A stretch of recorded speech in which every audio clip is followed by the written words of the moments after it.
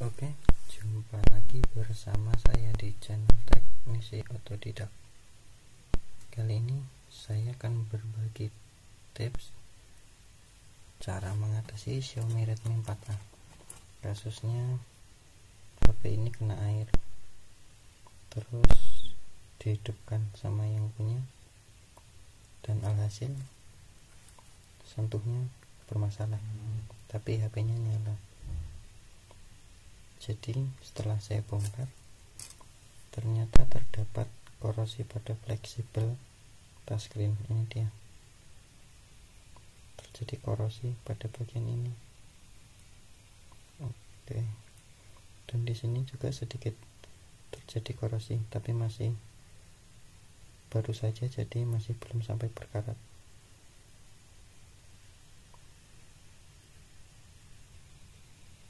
Ini masih proses ngembun, tapi ini korosi. Jadi di sini kita hanya menggunakan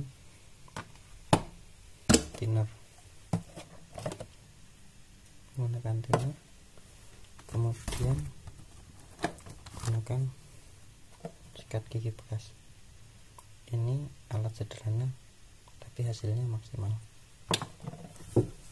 Langsung saja kita ke TKP.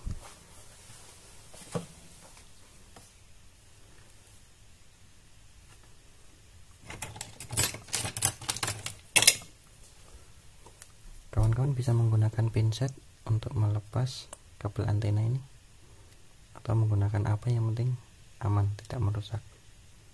Di sini saya menggunakan pinset untuk melepasnya. Oke, sudah. Kemudian lepas konektor baterai ini, kemudian lepas juga konektor LCD, kemudian cabut fleksibel bagian power dan volume ini, kita cabut. Saya gunakan pinset untuk mendorongnya. Ya, sudah. Kemudian coba kita lepas kamera, siapa tahu di bawahnya terdapat sisa-sisa dari air tadi dan terjadi korosi. Coba kita angkat saja. Oke, kemudian angkat dari bagian sini. Jika susah, kalian bisa menggunakan alat seadanya, yang penting aman. Saya menggunakan pisau IC karena saya harus mencongkel bagian ini untuk mengeluarkan bagian pengunci PCB-nya. Ya, jadi di sini letak tulang yang mengunci papan PCB. Oke, setelah terangkat, kita bisa mendorong bagian sini. Oke, ya, mudah kan? Oke, jadi jangan lupa di sini juga ada fleksibel LCD. Kita lepas terlebih dahulu. Oke, sudah. Ya, sudah lepas. Kemudian langkah selanjutnya kita cek bagian mana yang terdapat korosi dari bekas air tadi. Kita cek, kita lihat bagian mana yang terkena, kemudian beri sedikit thinner, kemudian gunakan sikat gigi untuk membersihkannya. Oke, kita cari bagian-bagian lain selain pada fleksibel touchscreen tadi yang bermasalah ini. Apakah ada di area lain juga? Kita cek terlebih dahulu. Lepas kamera bagian depan juga. Oke, terus kemudian kita buka kalengnya, kita lihat apakah ada sisa airnya atau tidak. Oke, kata usernya sih habis kena air langsung dinyalakan, tapi entah airnya banyak atau tidak. Kita cek saja biar lebih aman. Perhatikan pada bagian-bagian komponen, jangan sampai ada yang terlewat ya. Nah, contohnya seperti ini. Ini adalah bagian yang terdampak dari efek terkena air tadi. agak sedikit memutih pada bagian konektor headset ya. Kita beri sedikit ini, sedikit saja biar lebih cepat menguap. Kawan-kawan bisa menggunakan thinner dari toko-toko bangunan terdekat. Usahakan beli yang botol kaleng ya, jangan beli yang literan. Beli yang botol kaleng, capnya cap Cobra. Duh, maaf, di sini saya bukan promosi, tapi saya sendiri menggunakannya pakai thinner Cobra. Yang merah atau yang hitam sama saja ya, contohnya seperti ini ya. Menggosoknya kira-kira usahakan bersih gitu aja, nggak usah terlalu kuat juga jangan terlalu pelan, sedang saja. Oke, berlawanan arah ya, usahakan jangan hanya satu arah, tapi usahakan juga berlawanan arah biar rata. Oke, kita cek lagi pada area lain. Untuk area yang tidak terdampak oleh bekas air tersebut diberi juga tidak masalah, daripada terlewatkan diberi juga tidak masalah, biar lebih aman, biar yakin kalau benar-benar airnya sudah bersih atau tidak ada yang tersisa. Oke, kita cari lagi. Jadi begitu pasien tadi datang langsung saya bongkar, memang terlihat sangat jelas korosinya ada pada bagian touchscreen, karena yang bermasalah ada touchscreennya tidak bisa disentuh, tapi LCD-nya masih mau muncul gambar. Tapi kita cek semuanya saja biar lebih aman. Oke,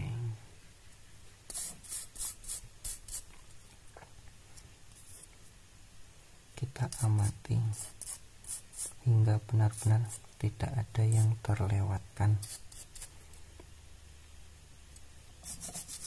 Oke, maaf kawan-kawan, di sini saya membuat videonya ini pada malam hari, jadi suaranya mungkin agak sedikit saya kecilkan karena takut membangunkan tetangga yang sudah istirahat, jadi mohon maklum.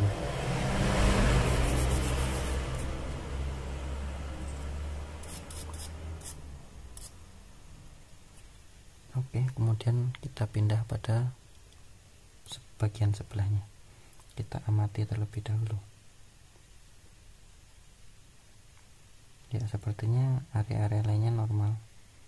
Hanya pada area ini saja terdapat bekas air yang sehingga menimbulkan bekas korosi.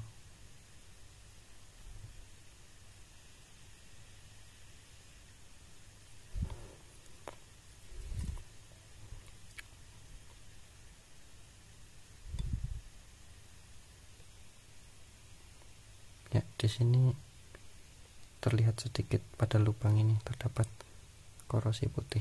Jadi kita beri thinner pada bagian ini ya.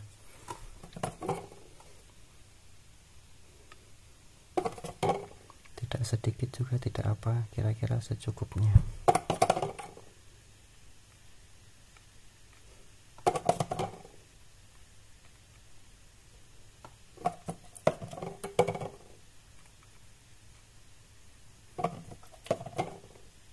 Sepertinya saya kehabisan thinner ini, tapi masih cukup kalau untuk HP ini saja.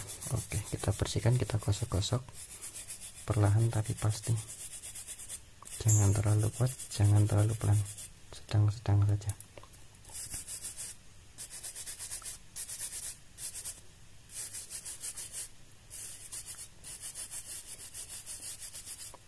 Oke, yang bagian selah lubang fleksibel ini juga dibersihkan ya, di bagian atas. Nah, pada area lubang fleksibel ini juga harus dibersihkan. Pada area lubang ini harus dibersihkan.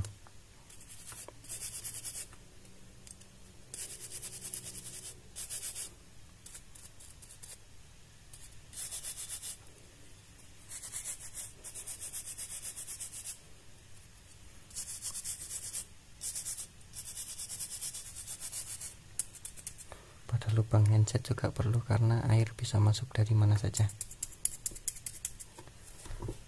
Oke, setelah dirasa sudah tidak ada bekas korosi, kita cek menggunakan multitester.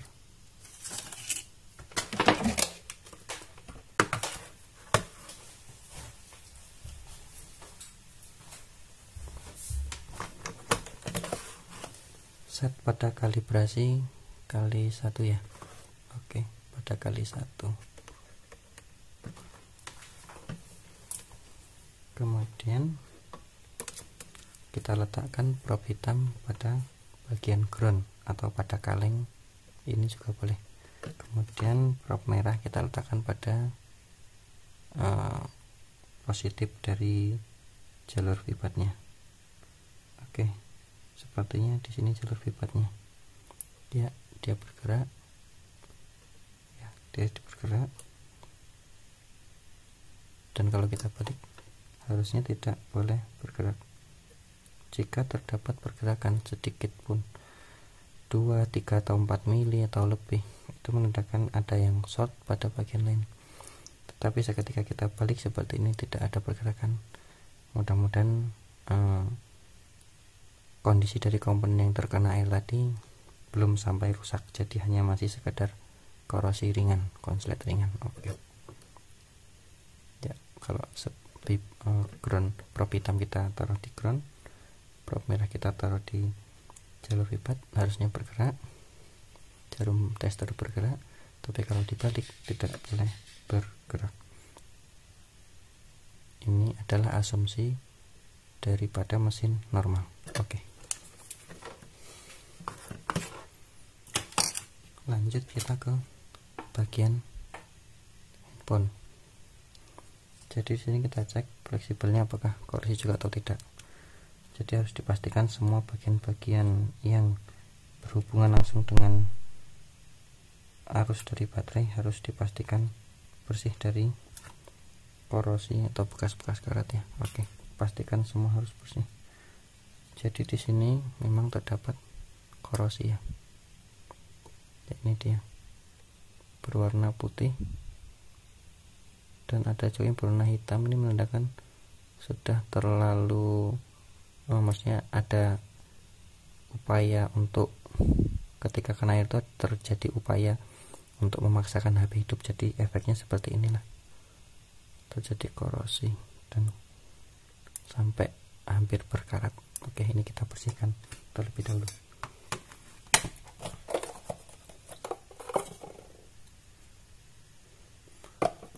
Secukupnya saja, jangan banyak-banyak. Jika dirasa kita kuas menggunakan sikat gigi bekas ini tidak bisa bersih, boleh kita kerik dengan menggunakan cutter atau sejenisnya untuk membersihkan sisa-sisa korosi ya. Dikerik perlahan, jangan terlalu kuat biar enggak lecet jalurnya.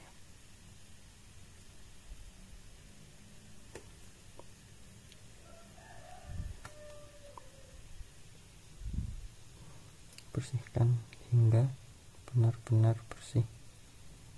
Oke, jika dirasa cukup, kita cek pada bagian komponen touchscreen ini sendiri.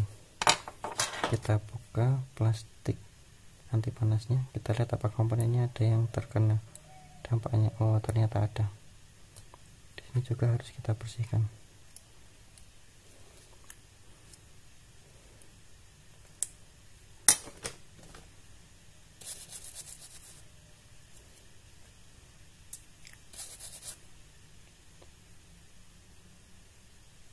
Oke, usahakan sampai bersih.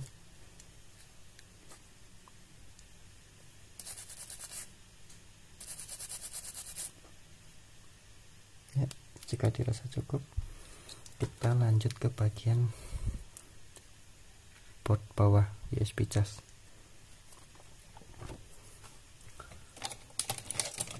Kita buka boardnya, karena kita tidak tahu dari mana masuknya air. Alangkah baiknya jika kita cek pada semua bagian. Usahakan dijadikan satu ya, biar bautnya ini tidak tercecer. Oke.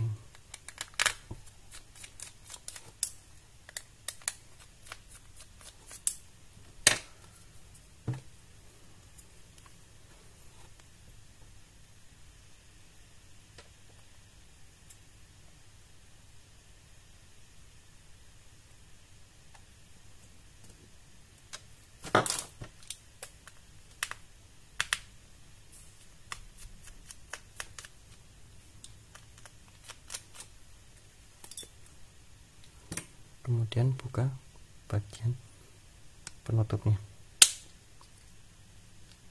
Hati-hati ya ketika membukanya, jangan terlalu bertenaga. Dikhawatirkan jika terlalu kuat nanti bisa terangkat dan mengenai bagian komponen. Jadi santai, pelan-pelan saja. Oke ya, seperti ini ya. Kita cek bagian konektornya. Ya, sepertinya aman, tapi tidak ada salahnya jika kita bersihkan sekalian. Oke, dan kita pasang kembali. Lalu pada bagian konektornya kita sikat pada pin jalur-jalur USB casnya ini. Kemudian beri sedikit pada lubang chargernya, karena di sini sepertinya terdapat sedikit korosi, jadi kita beri sedikit saja, jangan terlalu banyak. Oke. Kemudian kita bersihkan bagian soket chargernya.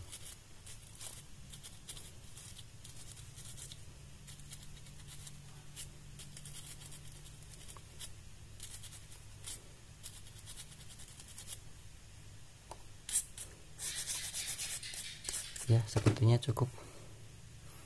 Kemudian bisa kita pasang kembali, lalu kita coba apakah sudah bisa kembali normal atau belum touchscreen-nya. Oke. Jadi untuk kawan-kawan yang tadi ketika memberi thinner pada mesin terlalu banyak, saya sarankan jangan buru-buru menghidupkan, biarkan hingga kering terlebih dahulu, karena tadi saya hanya sedikit memberikan thinner dan pada bagian area di luar IC, maka saya bisa langsung mencobanya. Tapi jika kawan-kawan tadi memberi terlalu banyak thinner pada IC ini, saya sarankan jangan, lebih baik bersabar besok harinya atau besok siangnya. Oke.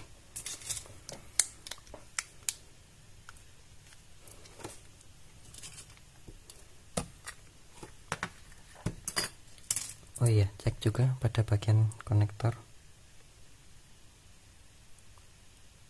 kamera apakah korosi atau tidak. Jika tidak, bisa kita pasangkan langsung.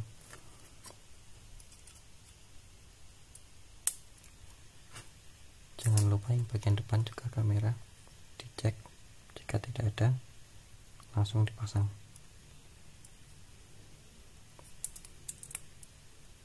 Oke, sudah. Jangan lupa karet sensor nih, pasang ya bagian sini dekat dengan fleksibel touchscreen.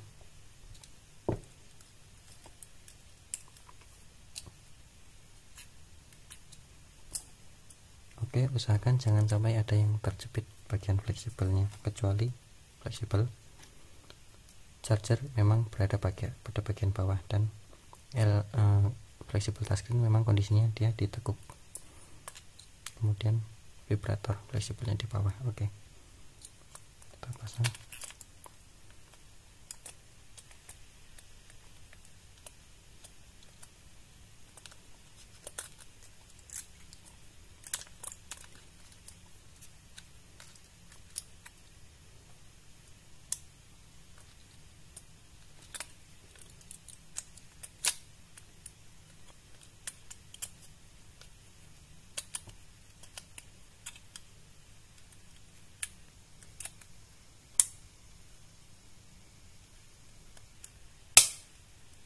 Oke, sudah.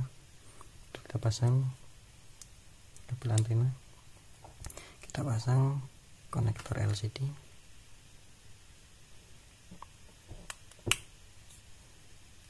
pasang, fleksibel on off,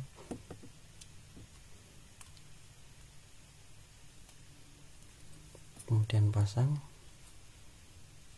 fleksibel touchscreen.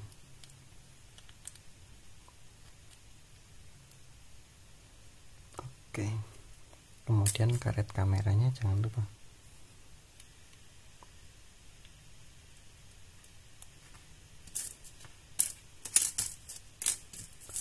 Oke, bisa diteruskan dengan menutup pada bagian area sini.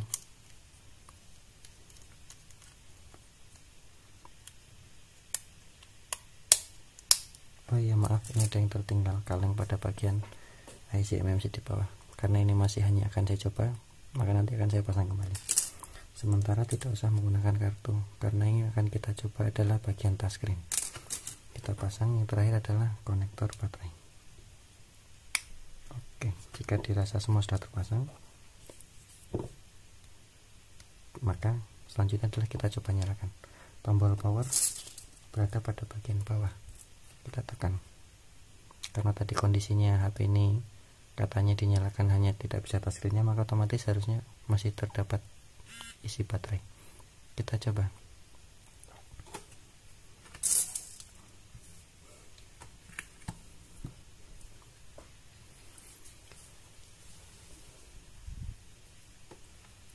Kita tunggu sejenak, masih proses loading.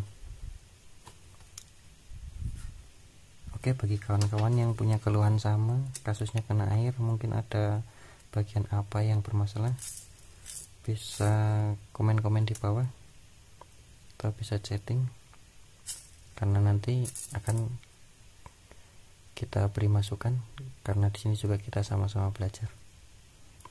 Jadi kasus yang saya dapat ini kena air tapi tidak terlalu parah, hanya pada bagian area fleksibel touchscreen, belum ke daerah mana-mana. Tapi jika kalian nanti punya permasalahan lain, bisa komen di bawah. Oke.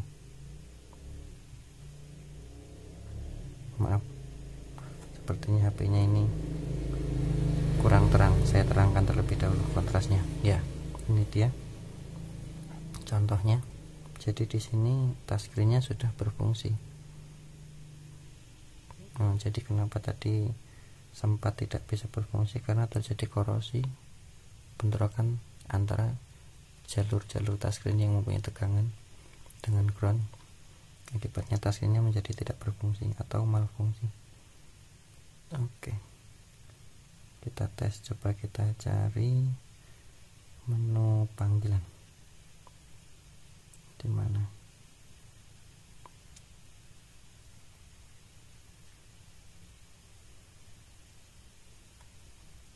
Coba kita tes ketik keyboard. Ya, sudah bisa, sudah normal kembali. Oke kawan-kawan, demikian tutorial dari saya, semoga bermanfaat. Jika ada pertanyaan bisa komen di bawah. Jangan lupa like, komen, dan subscribe-nya. Terima kasih sudah berkunjung di channel Teknisi Otodidak. Salam otodidak.